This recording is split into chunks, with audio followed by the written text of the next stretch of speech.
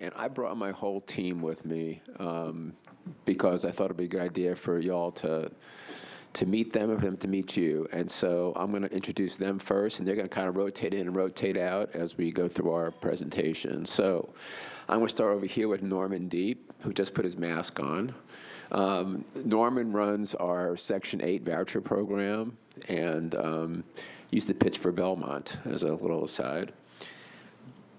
Jennifer Gamble, a.k.a. Julia Moss, is our Director for Affordable Housing. So she's the one who takes care of all of our residents and most of our employees. So she has a huge job. To her right is Mr. Joe Kane, who is Mr. TIF, Mr. Pilot, Mr. Redevelopment District. To my immediate left is Emil Alexander. Emil is our Community Development Director. He is the one who arranges for the spending along with you. It's your plans. All the community development dollars we get from the federal government is administered through him and his office and according to plans approved by you. And to my right is our newest employee, Jim Thilgen. Jim is our deputy and has been with the agency, well, since the flood. Was that what it was? Yeah, right. Anyway. And he's also our finance guy. And then we have Matt Wilshire, our director of strategy and utility player. I guess we're not using the overhead, right? Matt, once again, has failed me, but in any event, if you can follow along with your presentation that were handed out, this will be great. So who are we? You know, I worked for Metro for a while, and it was always, when anybody asked me who MDHA was, it was always like, you know, that was always very confusing as to who and what we are. So we're going to spend a little bit of time kind of introducing ourselves. Obviously, we are very committed to housing and creating communities. That is the most important thing that we do. Really finding housing for our most vulnerable, as well as trying to integrate them into broader Nashville. So, and really, you can look at it as I've kind of introduced the players. We have four main, what I would call business units. It's the affordable housing, which is all of our communities where we house people, and that's 6,500 or so families. It's $59 million of revenue, and really almost 2/3 of our employees, and that's all run by Julia.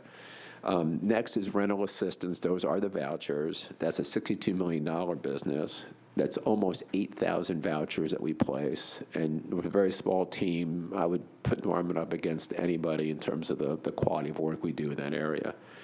Then the $32 million you get from HUD and other federal grants administered by Emil. And then, of course, we talked about Joe. So that's really how we're organized. We do all four of those things. The urban development piece is very often in partnership with the administration or with you, and with you. The community development piece is always in partnership with you. And the other two, we're kind of on our own, but really do it for the community and for Nashville.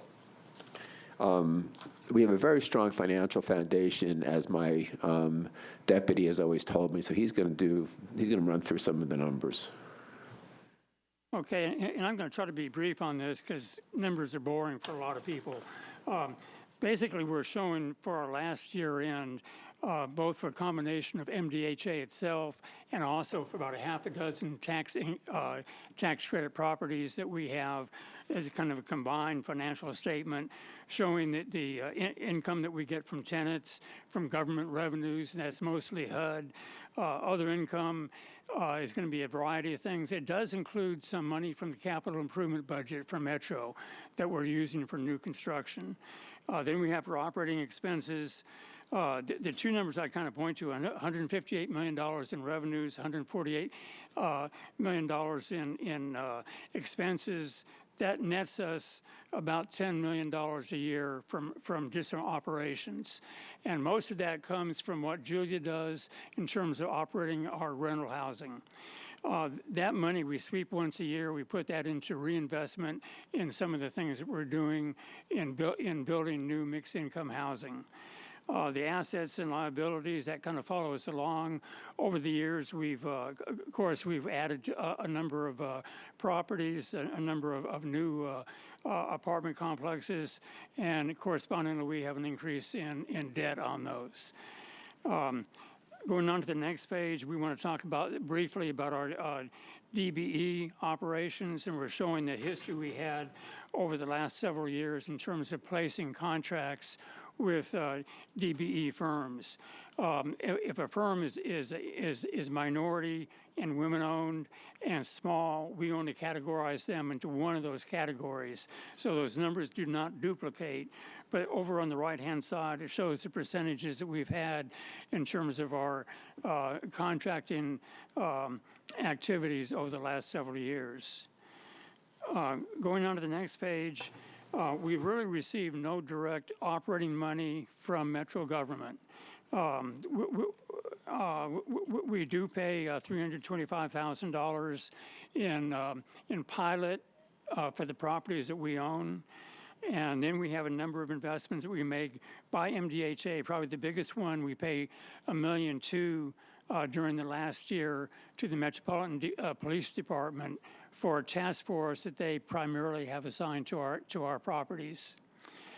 And with that, I will just kind of turn it back over to Saul. I think, Emil, you're up next, right? Sure.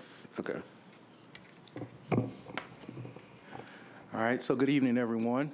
I'll start off by giving just a brief overview of our community development programs. For some of you, you've heard this already before when we come up each year to present the action plan and then substantial amendment 101.2 and all the different amendments that we do throughout the year. So each year, the Community Development Department manages roughly $10 million. These are funds that are allocated from HUD to Nashville and Davidson County. These are community development block grant funds, our home investment partnership funds, our emergency solution grant funds, and our housing opportunities for persons with AIDS.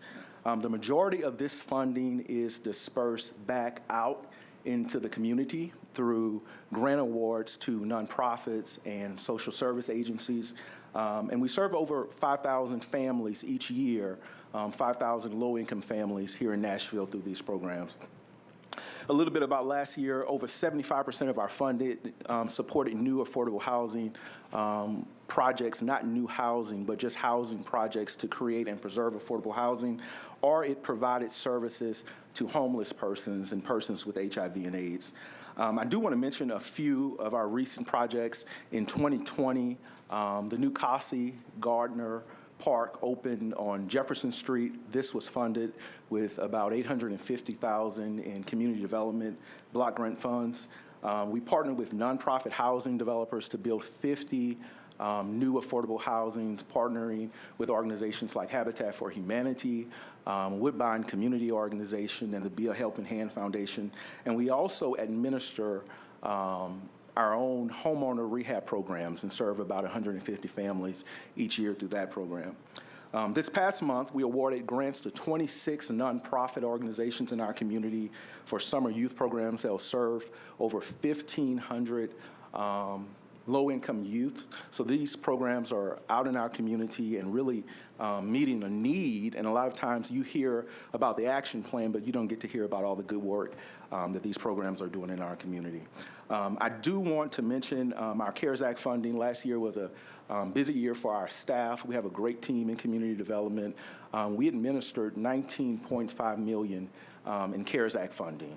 A portion of this funding is helping up to 2,000 families make their mortgage and rent payments through agencies like the Salvation Army and the Metro Action Commission.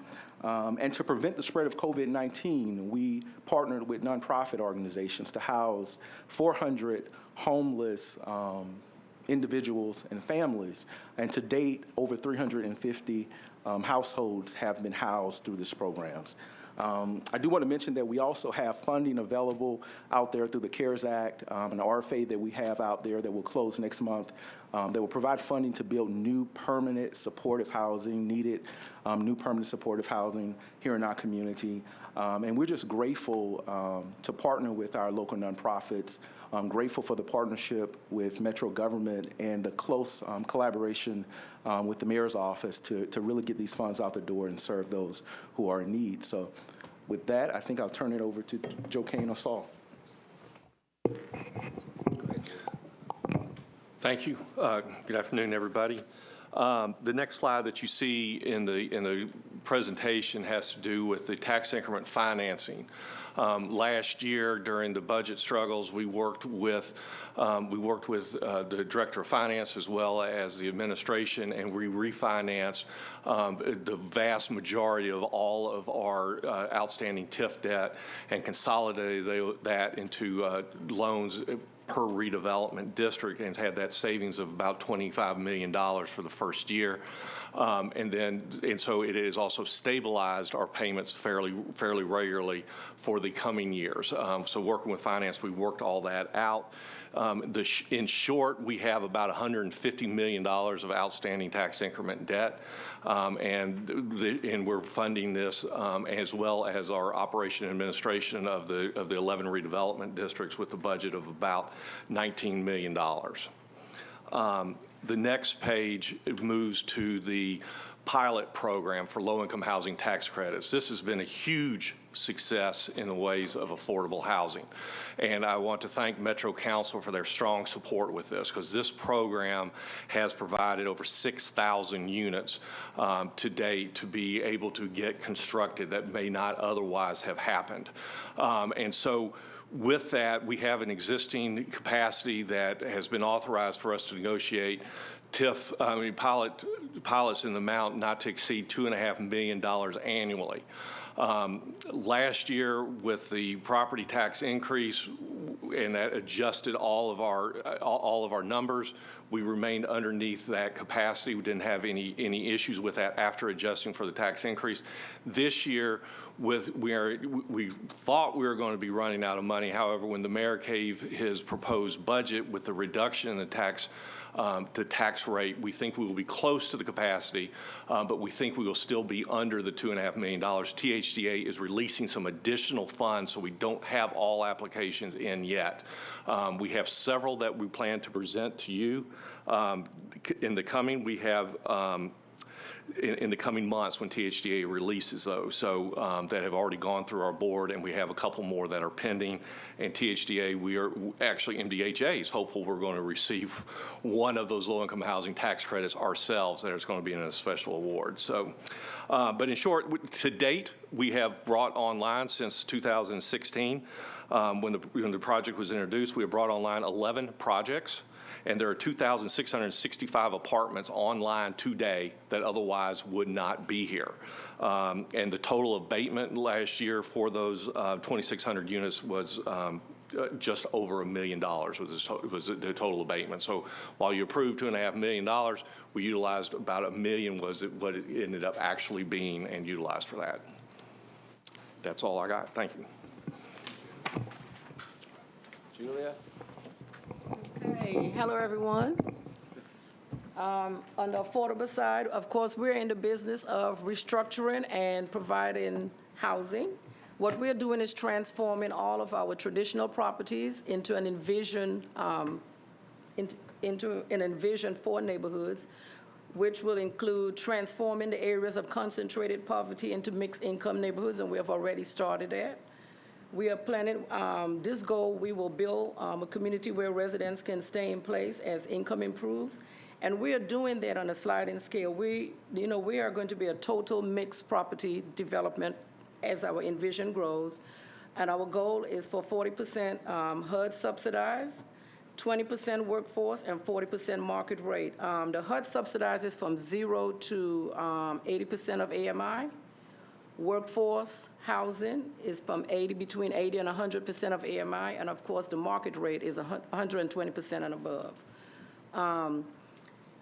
I'll go on to the next page.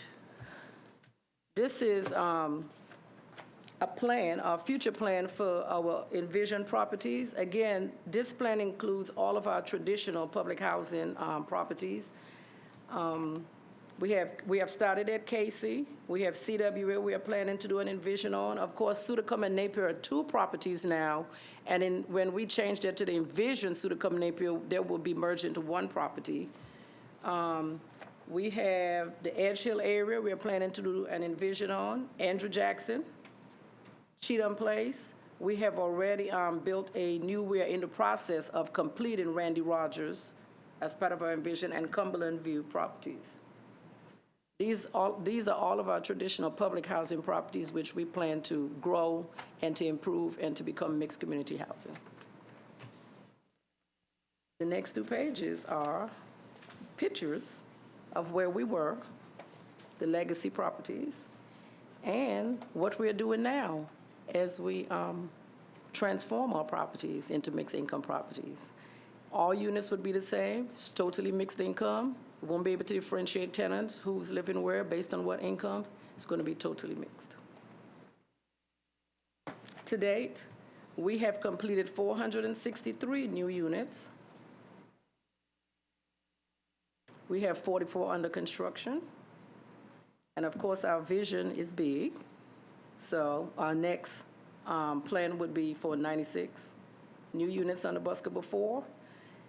And additionally, we'll try to do another 311 units. So we have great vision.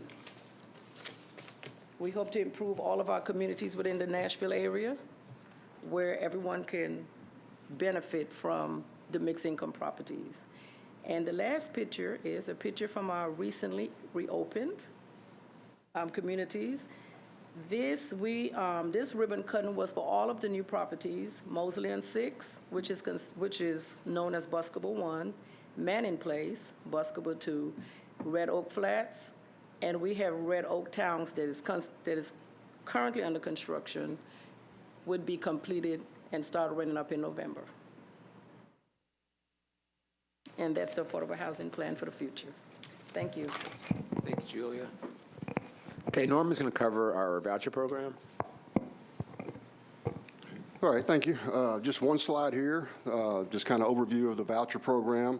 The program has grown here recently. We've up to 7,861 vouchers allocated.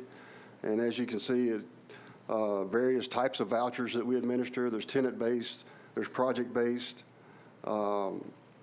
We have vouchers dedicated to homeless individuals and families in various programs. We have vouchers that are dedicated to, they're called family unification vouchers that are available to families who have children in the DCS system that allows them where the primary reason for those children being in custody is a lack of affordable housing, so it brings those families back together. We have vouchers dedicated to non-elderly with disability. They're called mainstream vouchers, so we have an allocation of those as well. And then just recently, we were awarded 198 of the emergency housing vouchers that we're in the process of implementing those vouchers to be ready to go July 1st. And again, approximately $62 million in funding. And another highlight, it was Nashville, or MDHA, was one of 9 PHAs in the country that was awarded the Housing Choice Voucher Mobility Demonstration Grant. So we're very excited about that.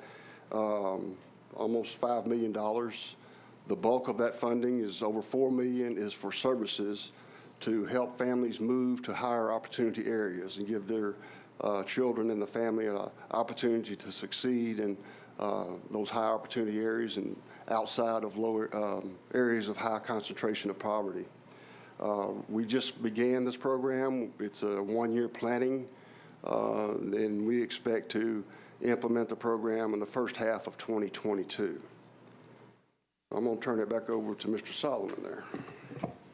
Matt, you going to carry us on? I think I'm batting cleanup. It's Matt Wilshire, although following this team is a tough act to follow. It's an incredible team at MDHA, and you don't have to take my word for it. I think Kristen and Diego can validate that the true measure of the quality of a department is the number of professionals they bring to their council budget presentation. And by that metric, I think we're like #1 by double of any other department. I don't know if that's, I think that's true. I tell the jokes. Okay, sorry. Saul tells the jokes here.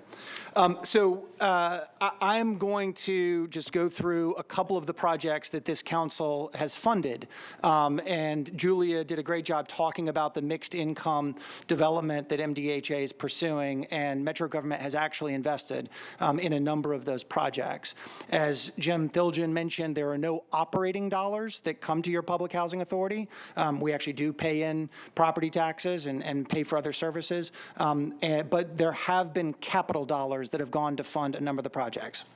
The first, Julia just mentioned, Randy Rogers, which is up on Rosa Parks Boulevard. It's being constructed between the Kroger and our Cheatham Place property up there. And that will be 100 units, 50 of which will be the project-based rental assistance, the HUD subsidized that Julia referenced, and then 25 workforce and 25 market rate.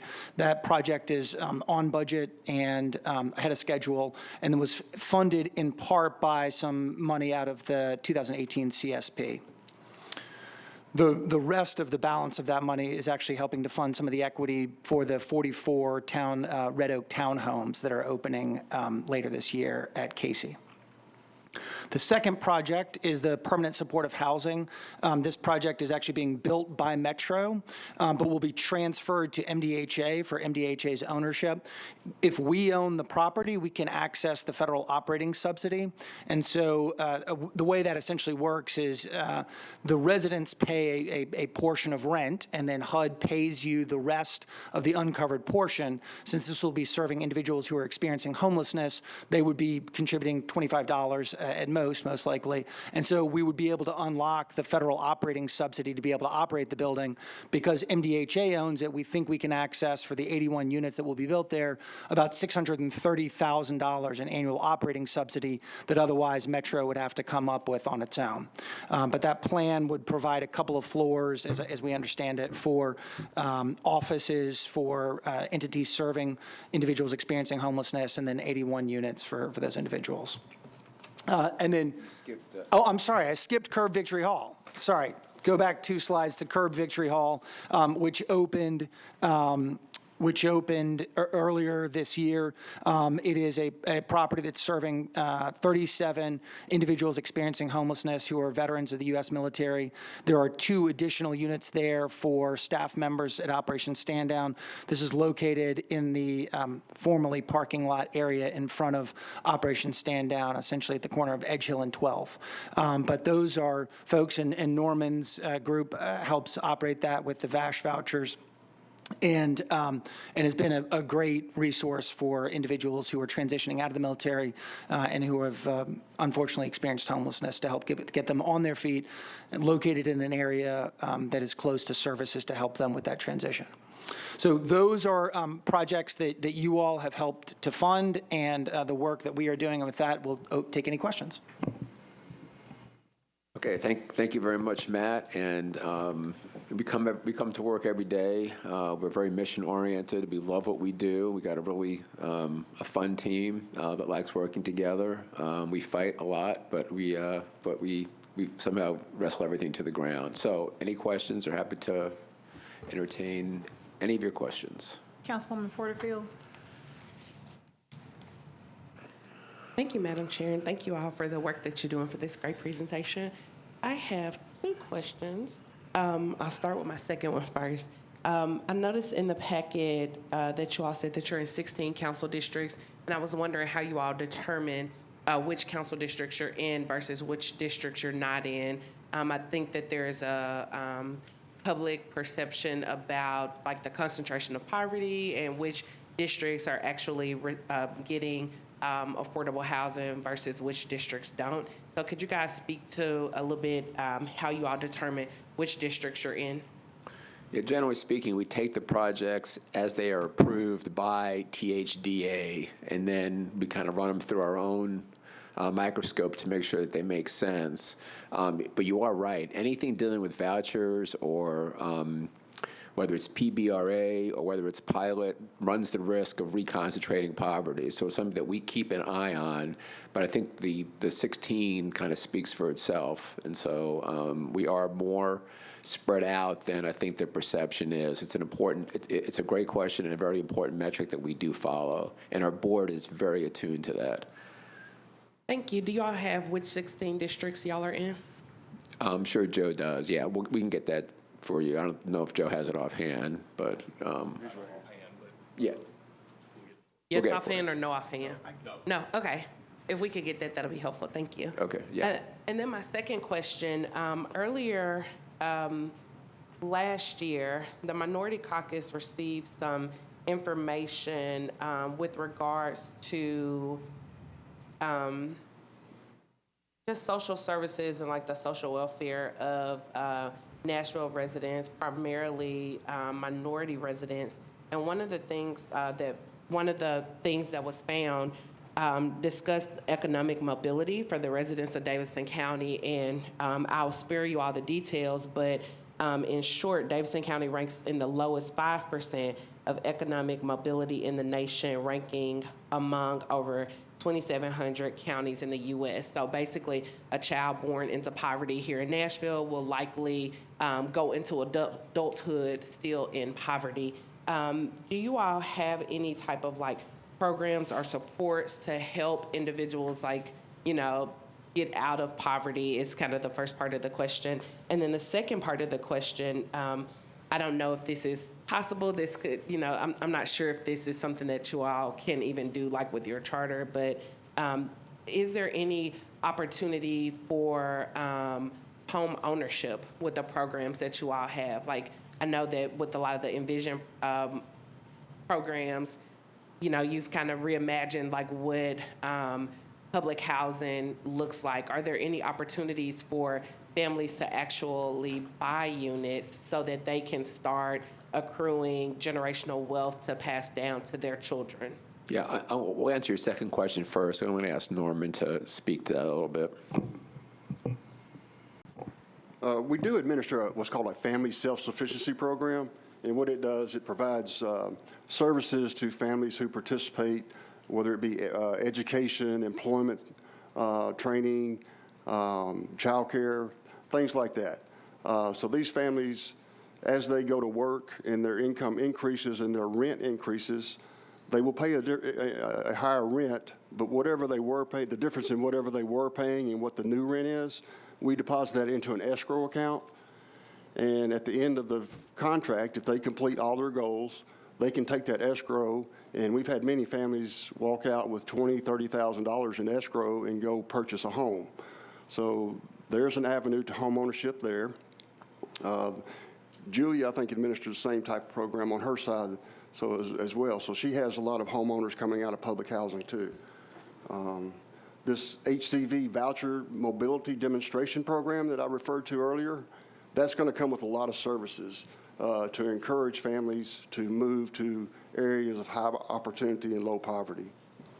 Thank you. Is there any data on what percentage of the families are coming out of MDHA and purchasing homes? Yeah, we will get For you later, that, yeah. but the last couple of years has been really not good. And so, which brings us to your first question. And so one of the things that, this team kind of, I came aboard in December and started touring all of our communities. And the one thing that was screaming out was that we are really lacking in social services. We used to have more. It's a long story why. It has to do with, with HUD funding. But we have undertaken just recently a project to say, okay, we need to provide, we call them resident services. And we've got 4 teams working on how they should be delivered, who should be our partners, because we don't need to reinvent the wheel. There are great organizations out there. So we are working right now on developing a plan to deliver better and more services to our community. Martha O'Brien has been a great partner in Casey for years. They have a program now where they've got 100 families that they are basically providing complete wraparound services for. A lot of those families come from Casey, not all of them, all in 37206 zip code, but not all Casey.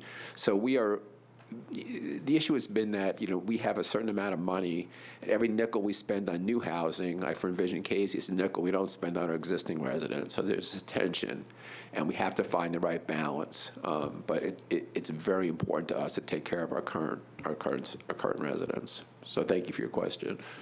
Thank you. Just to follow up for clarification, are you all allowed to do, I don't know the nuances of your particular regulations and what you are and are not allowed to do. Are you all allowed to provide any type of housing that individuals could purchase at a reduced rate? We have never been in the home, in the kind of the development of housing for purchase. Although I guess the Hope 6, there was some of that. Was that us or no? I don't know who knows this. Joe, do you? Going years back, yes. Years back, we had some. There's no funding for HUD now for that type of thing. We kind of have our hands full right now with just trying to get these mixed income communities up and going.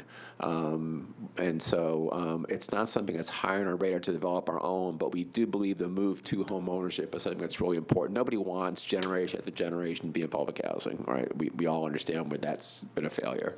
So. Okay, thank you. I'll reserve the rest of my questions, thoughts, and ideas for offline conversation. Thank you. Thank you. Oh, hold on a second. Matt would like to answer your question. So the 16 council districts which have LIHTC projects that have received pilots are Council District 2, 3, 5, 6, 7, 8, 9, 11, 12, 13, 17, 19, 20, 21, 32, and 35. If you did not hear your council district called, please contact an affordable housing developer, and we would love to have affordable housing in your district as well. Thank you, Matthew, and I like your cufflinks. Councilman Cash. Thank you, Madam Chair. I got some, Councilmember Porterfield, I think, started getting into what I want to ask about, and which is child care. I've been on a special committee for child care and know from some of the members that y'all have been doing good things and have good partnerships. But looking at this presentation and on your website, I see almost nothing that relates to child care, and I suspect that many of the families that you serve have young children and have a need for child care. So, I don't need tons of detail, but I guess I'd like to hear a little bit more about that. I expected to kind of see it with some of the amenities on this bullet list on page 10. The answer, I started hearing it with the answer to Councilmember Porterfield's questions.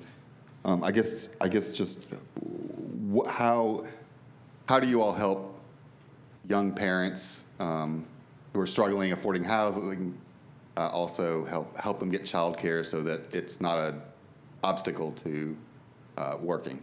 Yeah, it's really, really good question. It's a difficult issue. So again, there are a panoply of services our residents need, and we're lacking in many, and that's why we have undertaken this study to see where are the most crucial ones and which ones we need to implement right away. But for example, we have partnered with Martha O'Brien on this, on their latest grant-funded program, and they are really wrapping everything around to try to make all these families succeed, including daycare. I don't know if anybody has any specific, they're all looking at me like they know.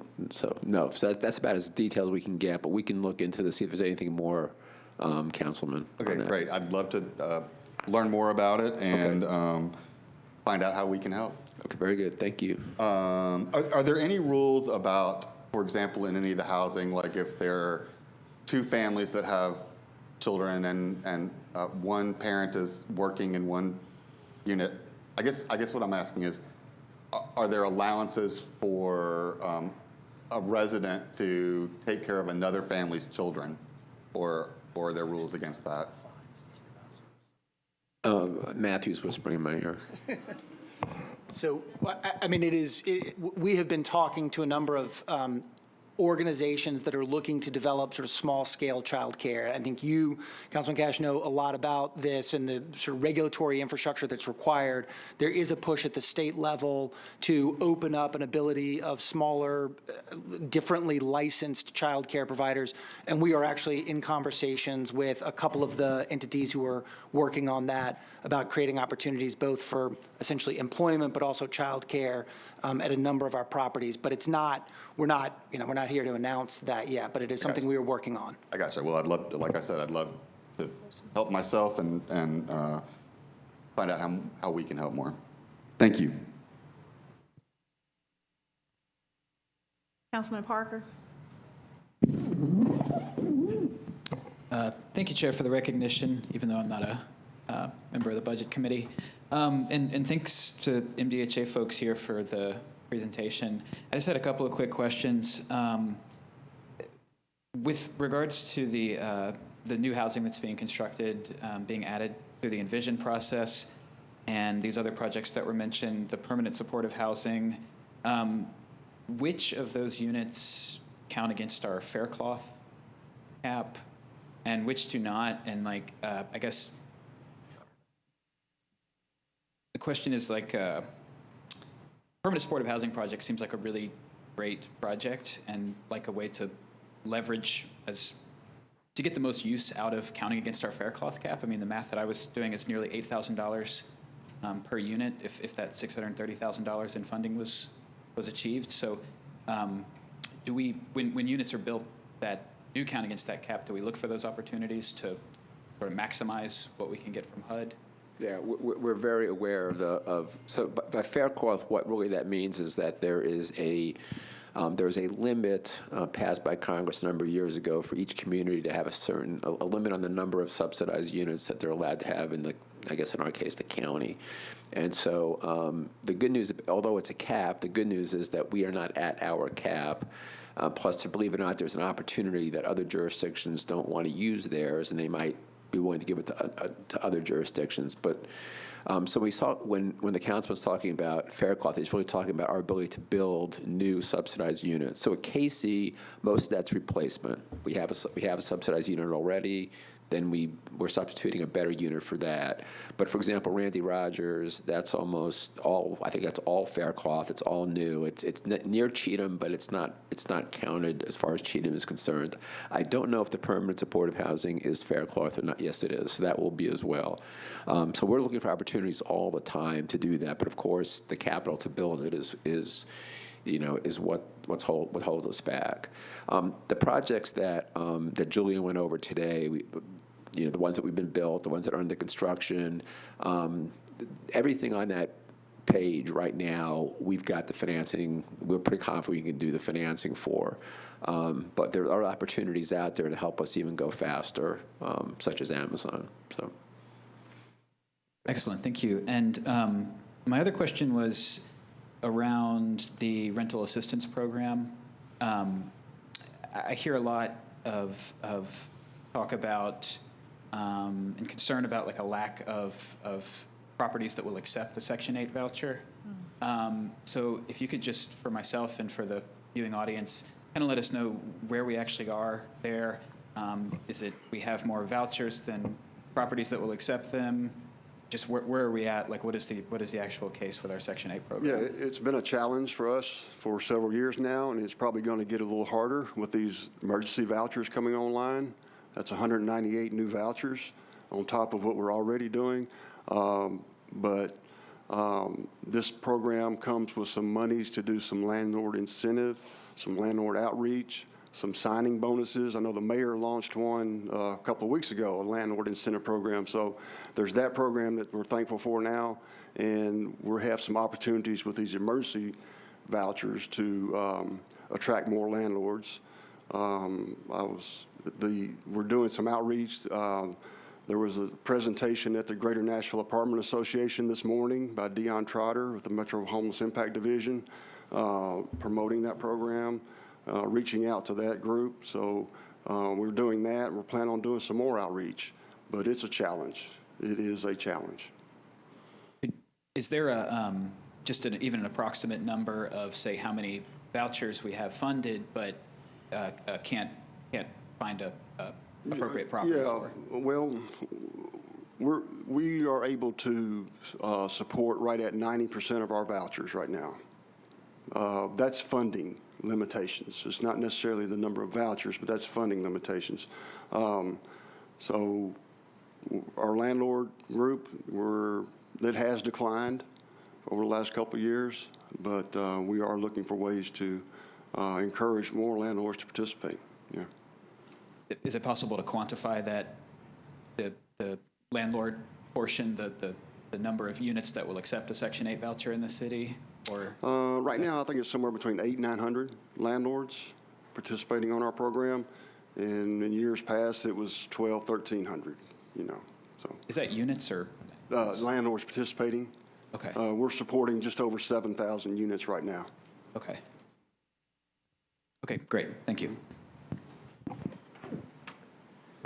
But the biggest reason why we can't place all of our vouchers is not landlords. We get a certain number of vouchers. We also get funding that goes along with the vouchers, and sometimes that funding isn't enough. So they value the national market at X dollars, and our rents are higher. So that's really the biggest challenge we have is that the funding doesn't match the number of vouchers. So landlords are an issue, but funding is also a very important part of that. So Okay, thank you, and thank you, Chair. Councilwoman Benedict. Thank you, Madam Chair. Hopefully, this is just a short yes or no question. don't ask Matt. Matt smiles. Pardon me? Don't ask him. Exactly, right. He probably, anyway. So my colleagues have asked a lot of great questions, which is fantastic. Mine is a quick, important one, which is when I look at your diversity business enterprise contracting, I noticed DBE, and I'm actually sitting here, I noticed from the Women's Business Collaborative right here on my desk. In 2019, Metro began to count spend from LGBTQ businesses that have been certified. Are you also counting that?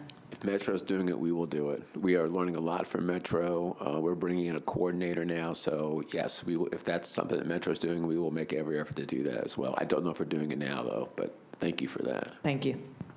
Thank you, Madam Chair.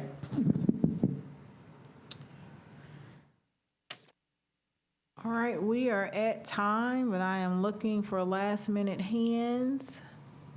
Seeing none, thank you, Mr. Solomon and company. Oh, you're so welcome. Thanks for the opportunity.